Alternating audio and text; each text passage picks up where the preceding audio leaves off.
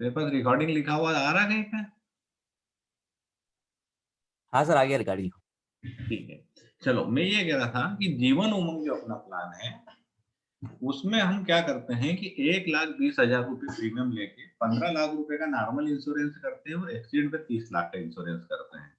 यदि 40 वर्ष का भी कोई व्यक्ति है, तो उसमें 57,000 रुपए बोनस हर साल हम जोड़ते हैं। तो हम इसकी तुलना पीपीएफ से करते हैं। पीपीएफ में इस समय 7.1% ब्याज की दर है, जो आज से 15 वर्ष पहले 9% से ऊपर हुआ करती थी।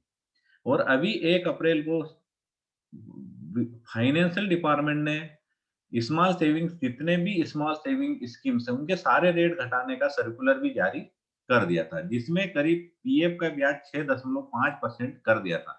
लेकिन अभी चुनावों के चलते हुए इस ब्याज दर को वापस यथावत इन्होंने रखा है। मेरा ये अनुमान है कि बहुत जल्द ही, जैसे ही ये चुनाव खत्म होंगे, ब्याज की दरें स्मॉल सेविंग्स पे सारी कम हो जाएगी।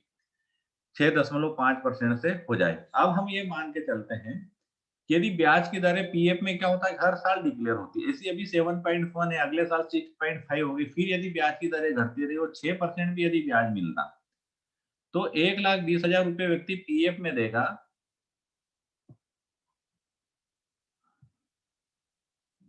हाँ, पीएफ में यदि देगा तो उसका जो है एक 29,60,000 रुपए होगा।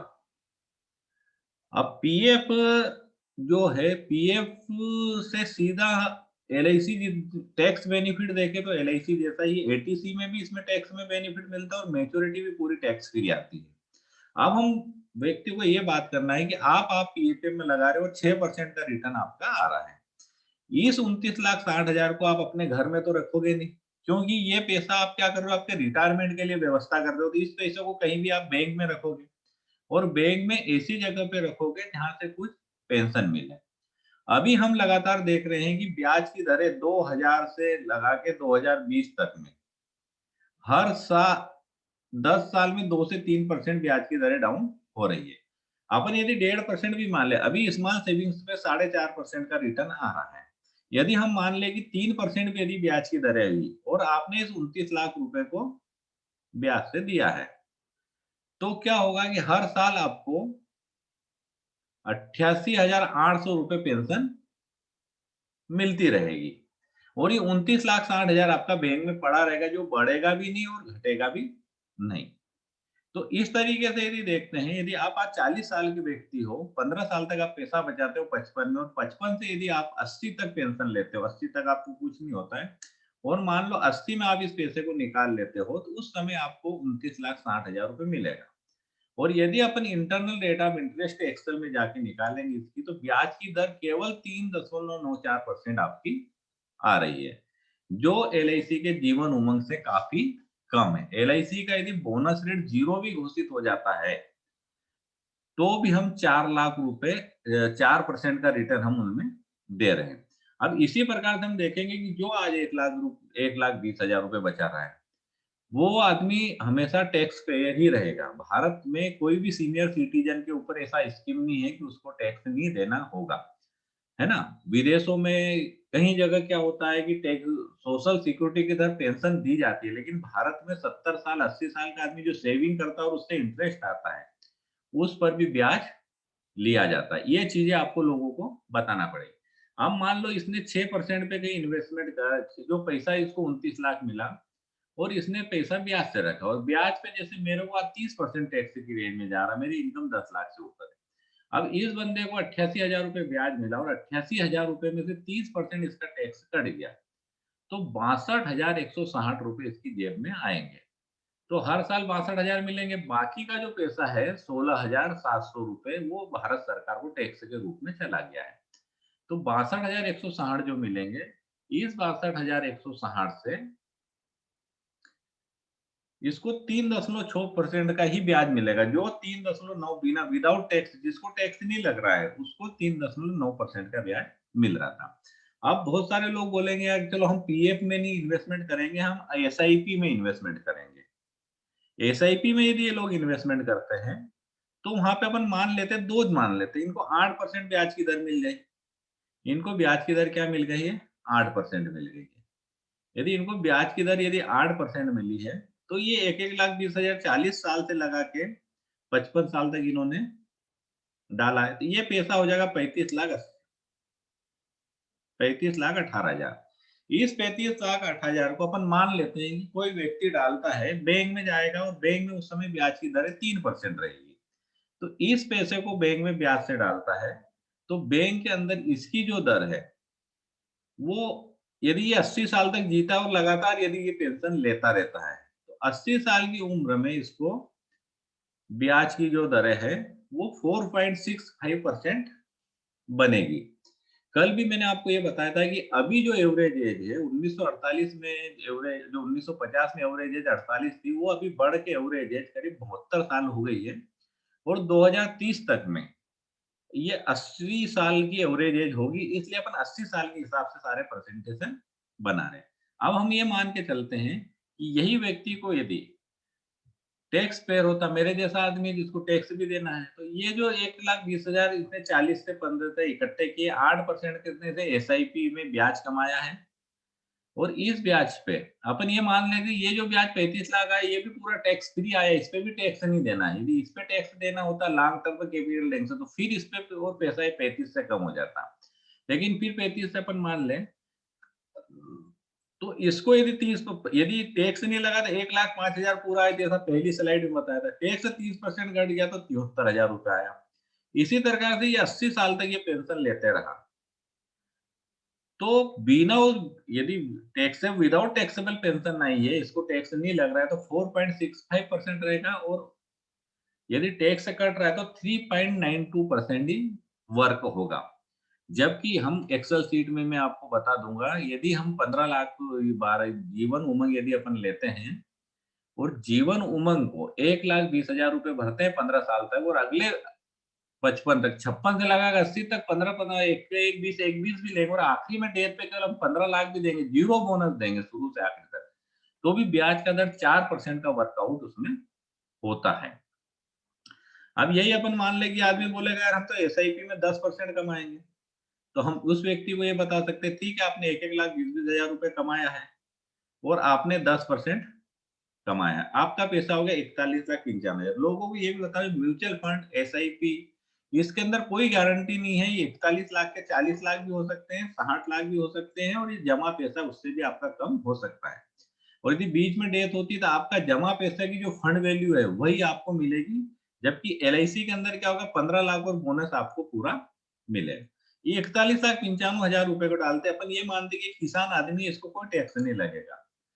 तो भी इसको 5.8% का रिटर्न आता है। अपन क्या मानते हैं कि अगले 25 साल तक ये लगातार 41,95,000 से 3% ब्याज से पैसा लेता रहेगा तो 1,50,000 और अपन ये मान रहे हैं कि 80 साल तक ब्याज की दर 3% ही रहेगी। पर आप मान लो कि आज से 40 साल बाद ब्याज की दरें हो सकता है भारत में 1 या 2% भी हो जाए। फिर भी हम 3% पूरा एज़्यूम कर रहे हैं। उसके बाद भी जो है इस आदमी को 5.38% का ही रिटर्न मिल रहा है।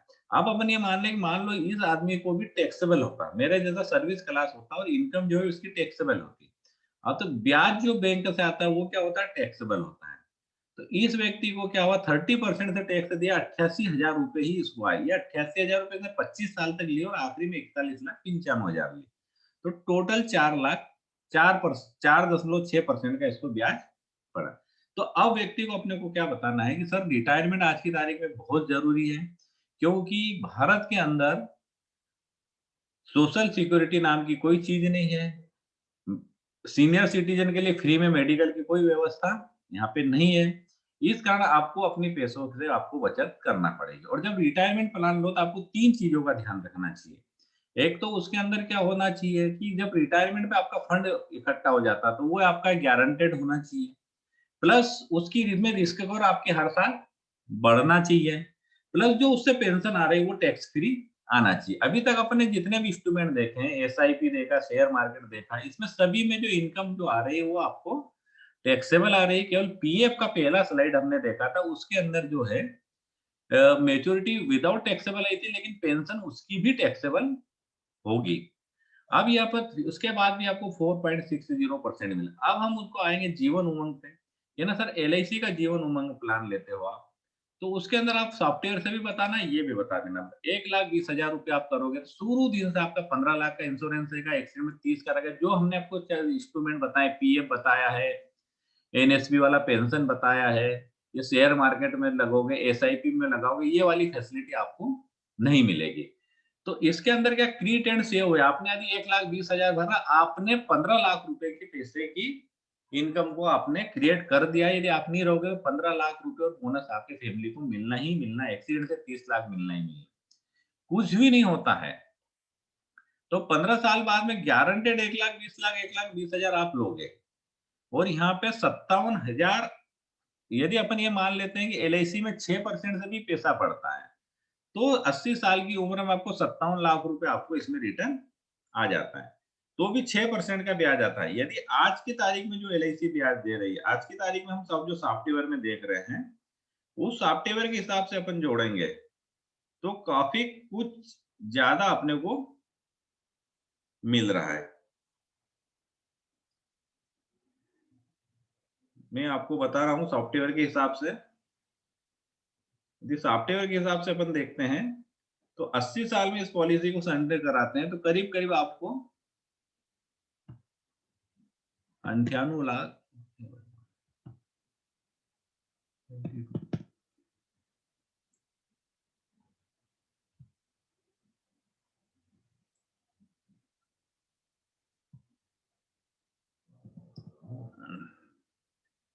98,29,950 करीब 7.10% के ब्याज से पैसा अपन मिल रहा है। तो ये स्लाइड भी अपन बता सकते हैं कि आज की तारीख में यदि 7% का स्लाइड लेते हैं, तो 98 लाख रुपए उसको मिल रहे हैं। यदि अभी हम भी माने कि हमारा भी बोनस रेट कम होगा और इस बोनस रेट को करीब-करीब अपन 57 लाख ले आते हैं। मतलब हम 30 लाख रुपए हमारा बोनस कम कर देते हैं। तो इसको हम करते हैं, इसको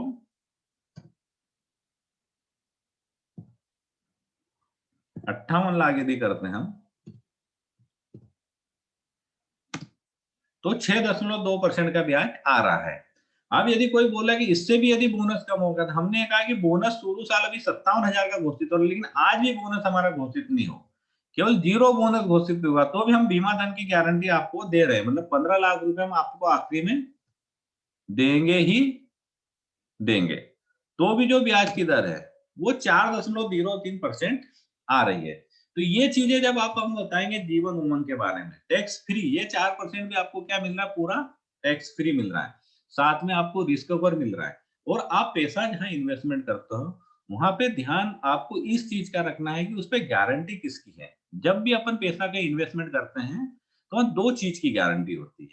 एक पहली गारंटी होती है उनके रेगुलेटर की। जैसे अपनी इंश्योरेंस कंपनी को आईआरडीए करता है, यदि कोई कंपनी दिवालिया होती है, तो इसमें आईआरडीए को पैसा दिलवाने का या आईआरडीए उसका पैसा, उसकी जो भी कंपनी की संपत्ति है, वो जब्त करके आपको पैसा दिलवाएगा।